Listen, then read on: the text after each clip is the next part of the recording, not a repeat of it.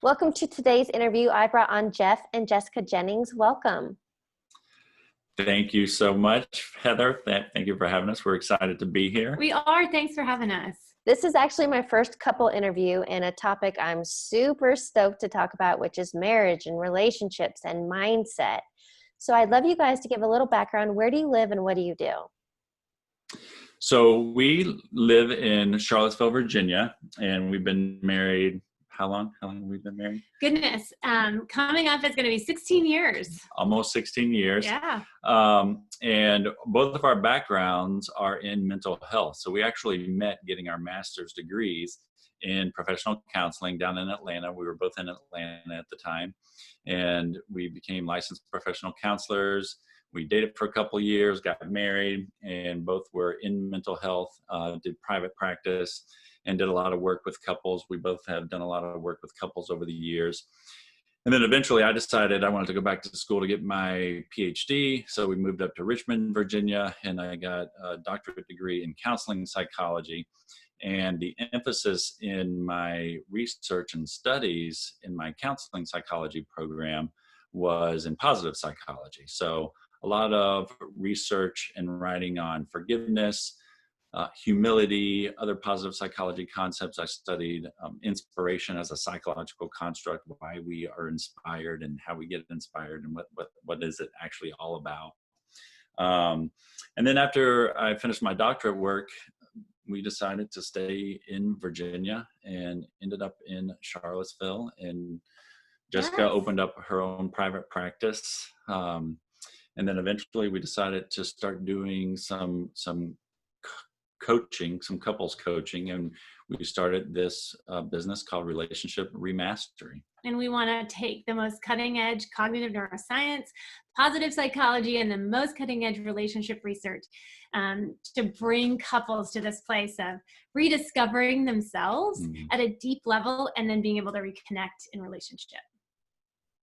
So I'm curious, what is the common, maybe the three things, a common disconnect and why the divorce rate is the way it is?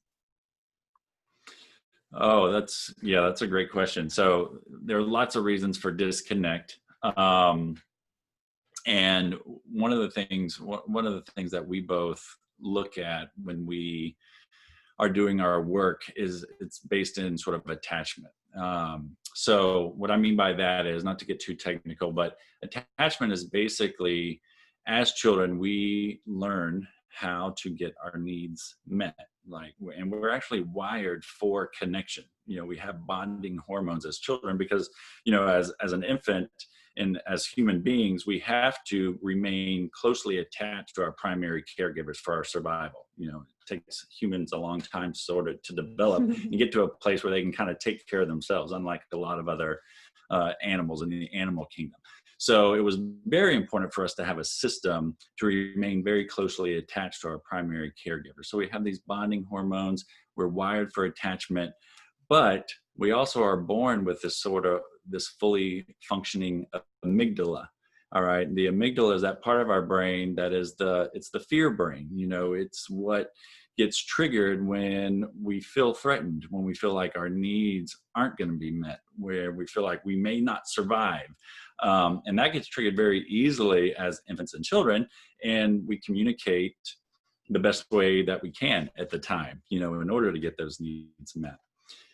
And from that, we develop, these internal working models or scripts, that really determine how we navigate relationships throughout our life, as adults and in our marriage. And so oftentimes the reason divorce happens is because we are intensifying what doesn't work over and over again, because we're so afraid. We're so deeply afraid that disconnection is going to happen that we blame our partner. We focus on these small content issues instead of understanding there's a deeper process going on. And then we try to figure it out on our own. And oftentimes our mindset becomes more and more negative. It becomes more and more hostile. We replay patterns from childhood that say, I'm not going to get my needs met. I'm not safe. This is really scary. And then we flee or we fight. And if we're running away from the relationship or we're fighting, those are recipes for unfortunate divorce oftentimes. And that's why the divorce rates are so high. It sounds Yeah, like, and oh, I was just go going to ahead. ask real quick. Yeah. It sounds like so much of this is conditioning as children and much before we're even aware of what's going on. So now as an adult, how do you reprogram such subconscious conditioning? Mm-hmm. That's a great question. Yeah, the good news is that while we can sort of fall victim to these automatic processes, the brain is an amazing organ and it has what's called neuroplasticity. So our brains can change, and they can change throughout our adult life. You know, it's amazing what you can actually learn to do as an adult. And we've seen this in a lot of research, you know, especially when people lose certain functionings through brain damage, you know, their brains can actually recover and they can learn all sorts of new things. So that's the good news. We can change it. But it starts with actually becoming aware of it, becoming aware of the patterns, becoming aware of your own tendencies, your own internal working models or scripts, how you do things, how you navigate your relationships, and really working toward being intentional about making changes that get your needs met more effectively. So what I was going to say is, you know, the things that we learn as children, you know, as young infants and toddlers and young children to get our needs met aren't so effective, you know, in getting our needs met as adults in adult relationships, right?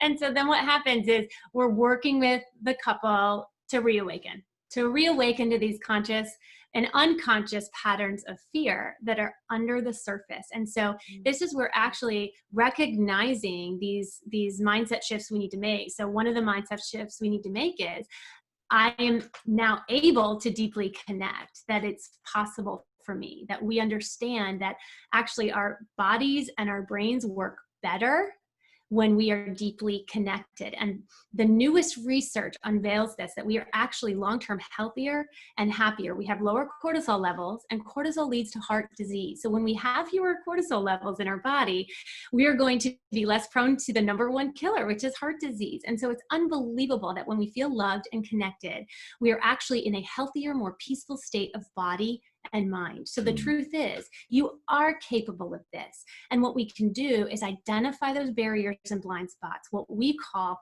reawaken. So the first step would be to reawaken to these mindset shifts you need to make. What are you telling yourself? And then the beauty of it is this, is everyone's going to fight and argue. Everyone's going to withdraw at different times. But now you can identify it as the actual awakening of your pattern, to say, oh, we are in our threat response cycle again. We are feeling threatened, and we can do something about it. And there's a great empowerment. There's a shift that everyone can make to reawaken to these unconscious fears and make a change. So 2 quick questions for you regarding what you just shared. Number one, something that came to mind, a buzzword that is shared often is vulnerability. Is that what's going on in relationships? This, you know, taking the walls down and being transparent. Can you kind of break down vulnerability? Yeah, absolutely. You're right. That is a buzzword that is become really popular these days. But it's become popular for a reason, because we recognize the need for it, especially when it comes to intimate connection. And we do build defenses against that, you know. Yes. So, you know, when our needs are not sufficiently met as children, we build up defenses, you know, we build up self-protection strategies. And we all have these, you know, we all have our sort of own self-protection strategies, depending on what our experiences were, depending on our personality and things like that. So we go into one of these 3 responses typically when we feel threatened. You know, it's retaliate, repress, or retreat, you know. And those are self-protection strategies. I'm definitely a turtle, you know, like when I feel threatened, I go into my shell, you know, I retreat. I'm like, where'd you go, babe? Yeah, and she's looking for me, you know, and it's going to take me a little bit of time before I'm willing to like poke my head out again. We need to know that it's safe. Oh my goodness. Yeah. Right. It's safe. We're not coming back out. So, yeah. So when we feel threatened, we don't want to be vulnerable, right? Because that exposes us. And, even given our knowledge and our experience, it's something we have to work at too. Absolutely. I have to be willing to be vulnerable with my wife. I have to share what I'm really feeling or what I'm really experiencing. And that can feel threatening sometimes, but it's only when I'm actually really willing to share what I'm actually feeling, or sort of those softer emotions. It's easy to get angry. It's a lot harder to share, well, I'm feeling really insecure, or I'm feeling scared, or I'm feeling inadequate. Especially as a man, those can be harder emotions for us to A, identify, and B, to actually communicate. But it's so important to grow our connection and our intimacy with one another. So something that came to mind when you were just discussing that, it sounds like as a partner, because rather than retaliate and then becomes this back and forth, and then you kind of lose what you were even talking about. Mm-hmm. When you notice that your partner is triggered, is it important to, number one, not take it personal, to have compassion, and then to ask them questions? Is that what you are to do in that moment of a tiff? That's a great question. I think we step back and we do the reawakening. We're saying, okay, we are doing it again. And I think you can acknowledge, what, I see a look of fear on your face. What are you feeling? So asking questions. Why? Because we are seeking to understand. We are then going to go into this rediscovery place. So we're going to rediscover ourselves in this moment. We're going to rediscover the one we love. Why? Because we're not going to go to that place of blame, which is that you're to blame, it's all your fault, we're not going to retaliate or retreat. We're asking people to do two things: to show up and to be real. So it's really scary to do what you said and to seek understanding rather than to try to figure it out and place the blame. Say, oh, I know what's happening here. You're rejecting me again, versus saying, wow, you have a terrified look on your face. Can you tell me what you're feeling? And then the other person can show up fully and say, yeah, I'm feeling really scared. I think you're going to retreat for days and you're going to leave me here to deal with all this anger. And I don't know how to handle it. So we need to talk about it. So seeking to understand the other person creates a safe place. Because you're communicating love, you're communicating care, you're saying, I don't want you to feel so overwhelmed. Mm-hmm. Let's slow this down and let's talk this through. And it's important for me.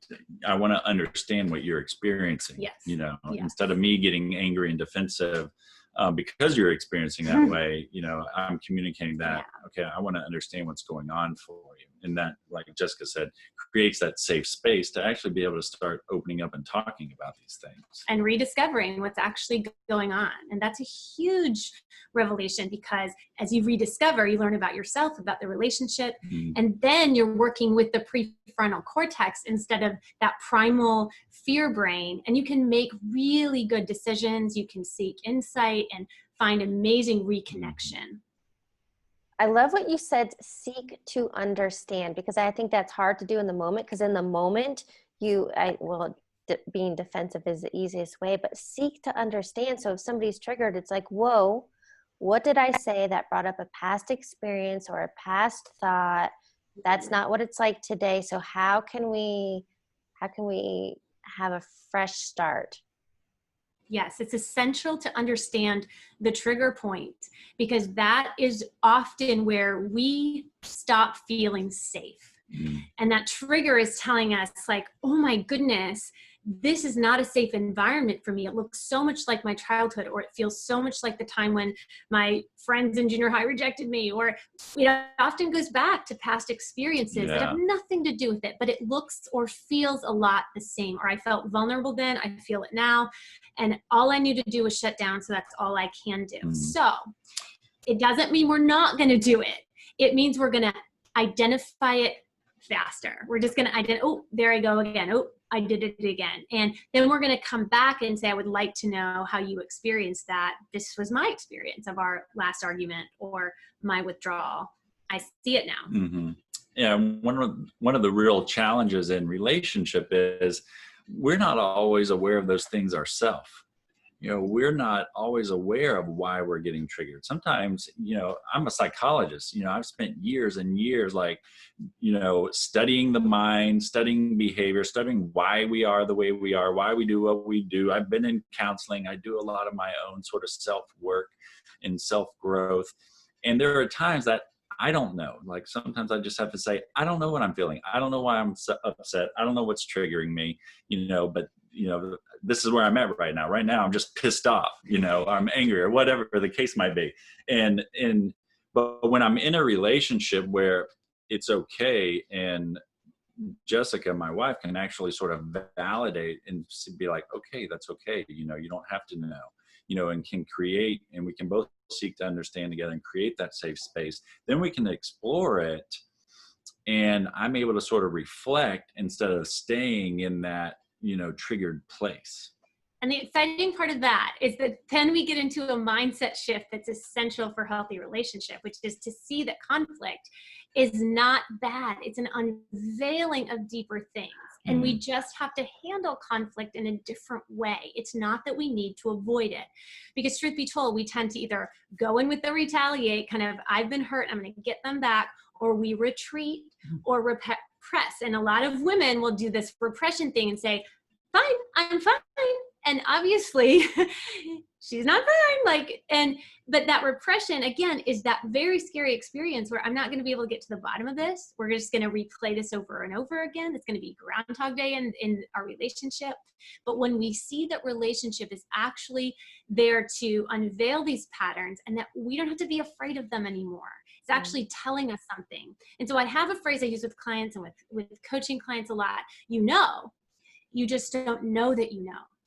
And that's where the process unveils what you don't know. And you have to be willing to go there. So if you're showing up and if you're being real, it will become clear when you have a safe place to seek to understand, to really see and be seen, to know and be known. Then it leads to loving and being loved in a way you can't even begin to imagine. Mm-hmm. That I had to write that one down and star it. That conflict equals unveiling. And so it's actually a gift that maybe suppressed emotions or thoughts. Yep. But my question for you is, if you're the partner, if you're the individual having these experiences being triggered, what is the internal work you can do, or the self-reflection, so that it doesn't continue being a pattern? Right. Yeah, and that's important. It's important for both people to do a little bit of that work. Both people are going to need to do some of that work individually. That's why we talk about, a lot of times marriage therapy or couples therapy often fails, because you need oftentimes to do a lot of individual work, and you need to do work on the relationship. And that process can take time. And often couples come to marriage counseling too late, in the process. So it's kind of too little, too late. They show up when, things are really at a critical mass and are really bad. And then there's all this sort of work and understanding that needs to be done. And if that process is taking too long, and one person already sort of has a foot sort of out the door, they're not going to stick with it, So unfortunately, that's what we see over and over again in couples therapy is, couples don't stick with the process long enough for real change to take place. So both people really need to seek their own understanding of, what's coming up for them, what's getting triggered, why do they respond this way, why do they get angry in these situations, what is that sort of based in. And you may not always know perfectly, and you don't have to know perfectly. There's not always sort of like a smoking gun that you can point your finger at and say, this is exactly why I feel this way. But you can usually at least get a general sense of that, enough so that when it's happening, you can kind of tell yourself, okay, this is what's happening for me right now. I'm getting triggered.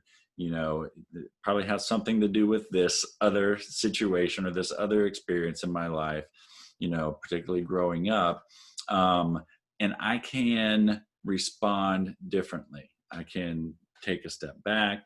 I can, disengage a little bit to cool off if I need to cool off, whatever the case might be. But I don't have to respond in the same typical ineffective way that I respond when I'm feeling this way. I can do something different. So if you write out the trigger, say, what is that? What was the specific facial expression? What was the specific tone or gesture? For me, it's tone a lot of times. It's condescending tone, and I feel stupid. And when I feel stupid, I get defensive because I'm really sensitive to that. So and then when she gets defensive, I get defensive. So, that's our cycle, So as I step back and recognize this to say, okay, my trigger is the tone. Now what I can do is I can communicate effectively to say, you know what, I think you don't intend to make me feel stupid.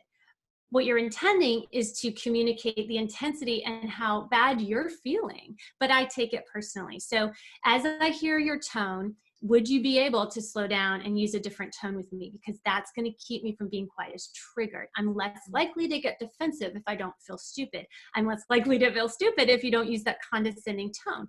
So again, awareness after the argument or fight. What is the trigger? Then how do I quantify that? We have to use external behaviors to say, you move towards me. And then I get scared, and maybe the person doesn't realize they're moving towards the other person. Or my dad used to always move towards me, and that would be really scary for me. Or you use that tone. So if there's a specific behavior, sometimes it's not even the words coming out, it's the tone used. And so trigger, or that look, the look you give me, or the trigger, and then the specific behavior, and then the request. To say, if I can make a request, it says, I know you don't intend to do this, I know you love me, I know. So we have this great worksheet that we use with couples that helps them slow this down and really identify what is the trigger, how do I communicate the exact tone of voice or look you're giving. What is the trigger, the response? Yep. And then we look at, how can I communicate my need? What do I need? Because if we get more of what we need, that immediately helps satisfy that longing in us for safety and for reassurance. And then when we tell ourselves this mindset shift that I am deeply connected, I can get my needs met, my partner and I are on the same team, we feel it. We begin to feel the shift. So not only is it a mental shift, where our neurons are firing, where our synapses are coming together, but we're also releasing cortisol, or instead of cortisol, we're releasing that oxytocin as a bonding hormone that literally creates an experiential reality of deeper bonding. And we're created for this. So when we begin to do it in a healthy way, not perfectly, but healthier, when we begin to ask for what we need in a way that actually meets our needs, and the other person responds in kind, not perfectly, but better, we begin to have a mind and body experience of deep connection. Do you have some high-level advice for people in newer relationships trying to navigate the waters? Definitely, I would say, the more work you do to understand yourself, the better, because especially when we're starting off in a new relationship, we're trying to really navigate a lot of different things. Is this person is this person a good fit for me? How do I really feel about this person? You're looking for those red flags, in relationship. That's like, okay, this is not going to be a good situation, or this is not going to be a good relationship. But I think one of the best things you can do is really understand yourself. Do a lot of the self-work beforehand. And what we know is that actually, people who get married and get divorced, second and third marriages have higher divorce rates than first marriages. And a lot of times, I think part of that is they don't do the self-work, before they get into another relationship. So they wind up, the first relationship broke down. More often than not, the problem was not them, it was their partner, right? So in their mind. So they enter into another relationship having not really done the self-work, not really gained understanding into why they do what they do, why they respond, how they respond, what their real relational needs are, and how to effectively get those met. So having not done that, they repeat the same patterns in the second marriage.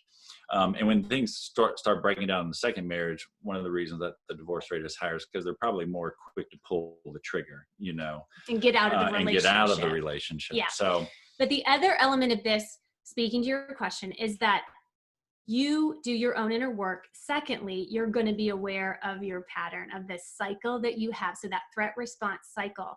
And if you can be aware of it, and if you can make these mindset shifts, then you are going to have a much healthier and happier connection. Then tell sooner if it is the connection you want to keep for a long term. And that's really helpful to know. Yeah. So you know that, okay, I'm not, responding, my responses in this relationship may not be the result of the person I'm dating or the person I'm with. This is something internal to me, and something I need to work on. So you're able to make that differentiation a little better. Yeah, for sure. What I love about what you shared, and I guess I don't know if I was that familiar with that, but your second and third marriages higher divorce rates. What I realize is people are still seeking somebody else to fix the problem or the issue. But if they realized that the common denominator in all of those relationships was them, point the finger inward and go, oh, wait a minute. If I'm the common denominator, maybe I'm the problem. Right. And I've actually wanted to get a poster and hang that up in my office and working with clients, but it probably wouldn't go over very well. Probably not good. But I think this is also the mindset shift, is that in couples counseling over the last 10 years, we've awakened to the reality that neither one of you is the problem. You have unmet needs, and the problem is this external cycle, this threat response cycle, and this assumption that somehow you can't connect or your partner won't meet your needs. And so this is the beauty of it, is that you are actually the solution. It's engaging with these healthier patterns that are going to unlock your ability to connect. And when you're living within these beliefs that are true and in line with how you're created, you are going to have a healthier and happier relationship. And that's what the research shows. The Harvard study shows us that people in deeply connected relationships are physically healthier, and they're overall happier, and they live longer. And so this is so essential to our well-being. You nailed it, because actually the second half of you are the problem, but I have also come from the side of, I heard this somewhere quite some time ago, but you are the problem and you are the solution. So that should actually make you feel good that, okay, well, I hold the answer. Yeah. Right. Yeah. Absolutely. We all have the answer within ourselves to change what the problem is. And it is recognizing that, the problem is not necessarily fixed. It's not a fundamental flaw in who I am. And that's part of that mindset shift too, to be able to make relationships more successful, is not seeing either yourself or your partner as fundamentally flawed, but hey, this is a problem that I can externalize and I can actually work on and do something to change it. Because generally the problem is an unmet need, and your needs are not problems. Your needs are indicators. They're indicators, just like a gas gauge is an indicator on your car. And yes, it's a problem if I run out of gas, right? But it's not technically a problem if I've used up all my gas. For example, it's not a problem if I'm tired. The problem is when I don't identify I'm exhausted and I keep pushing, then I snap at people. Why? Because I'm tired, and if I can say, you know what? I'm feeling in a relationship disconnected. That's not a problem. It's an indicator that I need a date with my husband. I need us to go out. And so instead of attacking him, saying, why haven't you asked me out lately? I can frame it in a request to say, babe, I love you so much. We are so good together, and I've missed my time with you. Can we please schedule some time? Versus if he loved me, he would take me out on a date. And we can do that all day long. He would just know what I wanted. I wouldn't have to ask. And we hear that a lot with couples, if that person really loved me or cared about me or really understood me, I wouldn't have to ask. They would just know. And that's such a common misconception.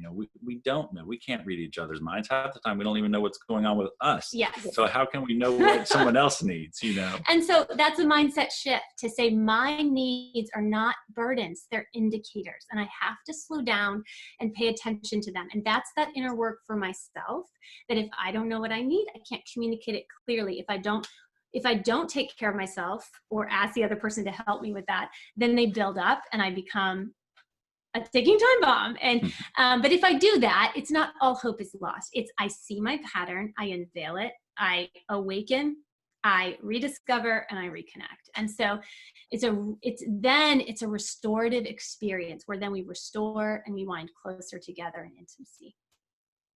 Okay, so something I had to write down, I just wrote that last one, awaken, rediscover, reconnect. But something else I wrote down, and I don't want to point fingers because I am a female, but women are notorious naggers. And so I've learned that rather than nag, it's all about how you frame it and word it. And I think that's what you're sharing. Like, women, we can get our point across, but don't be a nag. What a beautiful thing. I love the term positive opposite. So in other words, if you see a issue in the relationship, he's not asking me out enough, he's not cleaning the house. The positive opposite frame is, I know how much you love me and you want me to feel secure in this relationship. It means so much when you do the dishes. You know, the other night when you did the dishes, it was amazing. I came in and felt so light and free, and I so appreciated that. Would you mind doing that every once in a while, or maybe every night? Because it would mean so much to me. So different. What are you doing? You're actually calling on his strength. And that's what we need to do. We need to praise. We need to call on the strength of the other. We need to frame it in a positive opposite. It's going to be received so much better. Now, I'm not suggesting that they're going to remember to do the dishes every time, but you can then go about it in the same way you did when you first made that request. I think coming from the male perspective, a lot of times, one of our biggest sort of fears, or, the thing that trips us up the most is feeling inadequate. As men, we don't want to feel adequate. And so a lot of times, depending on how something is being communicated, what we're hearing is, you're inadequate, you're not good enough, you need to do more, you need to step it up, you need to do this, and this, you're not good enough. And when we start feeling that way, and that's the message that we're hearing, we're going to respond negatively to that. We're going to respond defensively. Now, part of that, like Jessica was saying, is you can, share it differently as the woman in the relationship. And then part of it too, as the man in the relationship, we have a responsibility too. Sometimes we need to be able to hear criticism and not let it sort of like trigger that fear of inadequacy that's within us, or whatever it might be. So that's me doing my own work. So I'm not getting triggered and not responding angrily or defensively when my wife has a legitimate need that she's trying to communicate to me. Okay, so I want to be able to give listeners takeaway, and something you've brought up multiple times now are mindset shifts. So do you have a small, is there a formula? Is there a bulleted list? What are the takeaways for these mindset shifts in relationship? So we boil down 3 sort of basic things that we think are really important for people to be able to tell themselves, especially when they're feeling triggered or they're in one of these cycles, because we go into these negative, frames of mind whenever we're triggered, either where we start, feeling inadequate ourselves, feeling disconnected, feeling like our needs can't be met, feeling like our partner can't meet our needs, feeling like, maybe I'm just not meant for connection, whatever the case might be. We have these negative scripts that, that start going through our head. So sort of the 3 mindset shifts that we encourage people is number 1, you have to tell yourself that I am able to deeply connect. All right. I am wired for love and connection. That is who I am. That's how I'm biologically wired. So I'm able to do this. 2, my needs can be met. My needs are important and they can be met in this relationship. And if something is breaking down, we just need to find a more effective way to do this. I need to find a more effective way to get my needs met or to communicate my needs, whatever the case might be. And then the 3rd shift is recognizing that you're both on the same team. You're not adversaries. And when couples can really make that shift and remind themselves that hey, we're in this together. We're on the same team. Even when we're having a disagreement or an argument, we're not really opposing each other. We both want the same thing. And if we can sort of take a step back and recognize that, that can really go a long way to diffusing, again, what's going on, the argument, whatever the case might be, so that you can start having those conversations to get to what's really more underneath the surface. I love that. And I think ultimately, as humans, we complicate everything, but this isn't complicated. It's very simple. I would say it's easy to understand, but it's hard to do. So just don't be discouraged, because practice makes progress. There is no perfect. The perfection comes in the showing up and the deeply connecting. That's the perfection, is just being able to be with each other in the pain, in the joy, and remind yourself of that this is not about being in relationship with a perfect person or perfecting yourself. This is about showing courage, showing up, and being real. Being vulnerable. Okay, question for both of you. What is one key takeaway you want listeners to get from this conversation? Conflict is unveiling a deeper need. Pay attention to it.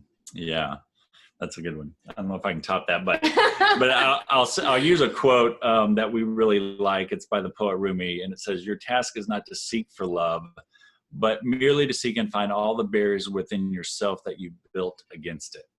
And so my key takeaway is, work toward understanding your own barriers, your own defenses that you've built up against actually receiving love. And that is going to take you furthest when it comes to being able to deeply connect and really communicate your needs. Is there a book that you would highly recommend regarding relationship that listeners can read to learn more about this? There are so many wonderful books. I would say anything that's on attachment theory is going to be phenomenal. We really like very practical kind of workbooks. One of the workbooks I use with couples for deep inner work is a book on compassion. It's the Compassion Workbook by Dr. Kristen Neff. I love it because it's helping them unveil some of these inner thoughts and how they are judging themselves and not showing themselves compassion and not showing the other person compassion. So we really like attachment theory, and we really like deep compassion work. Okay. Yeah, there's a book called Attached that's really good. And really, like Jessica said, anything in the attachment area can be really powerful, and just really understanding your attachment style and giving you further insights into how maybe you develop that. Final question, and you can definitely answer separately. What advice would you give your younger self? Well, that's a really good question. I would say that rest into love. It is abundant, and know that you can let go of defensiveness because you are worthy of love and belonging. My advice to my younger self would certainly be, you can start this work sooner. Because I put it off for a long time. We actually didn't get married until I was 32. So it took me a while to really rediscover myself and figure some things out before I was ready to really make a commitment to a relationship. So, but the beautiful thing, and I would tell all couples this, is start now. Like, it's never too late. And now is the perfect time. Now is the perfect opportunity. Even if the pain is really intense, this is the opportunity for awakening. Such a great note to end on. Jeff and Jessica, thank you so much for joining me and sharing all of this knowledge. Thank you for having us. Yeah, thank you so much, Heather. It's been a pleasure.